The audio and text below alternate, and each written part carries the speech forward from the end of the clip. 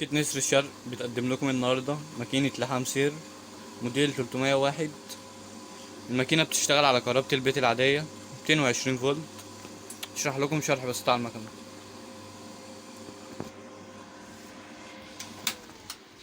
معانا زرار الباور اللي بيشغل او يفصل المكنة،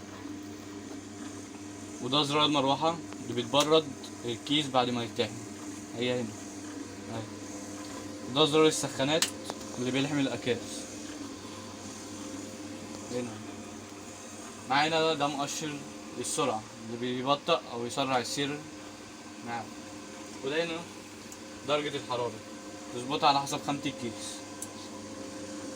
درجة الحرارة، سرعة السير، نسبة وتناسب.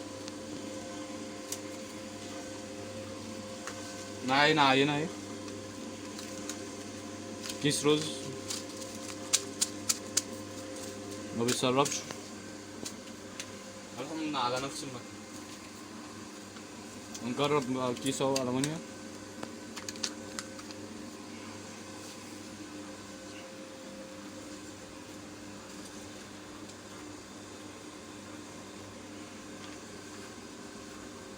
زي ما انتم شايفين اللحام قوي ما بيفكش.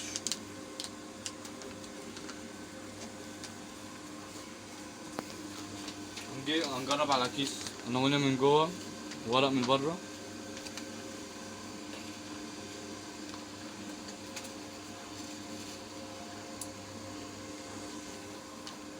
ما يفكش.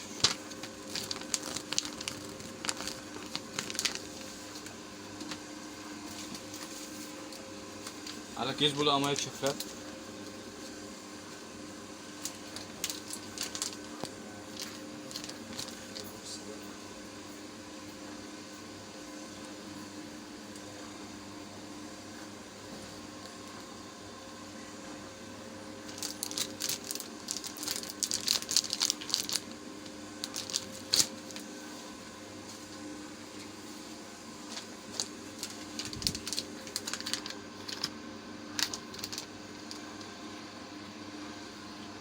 معايا مسطرة هي اللي بتظبط شكل اللحام، لو عايز 1 سنتي أو نص سنتي.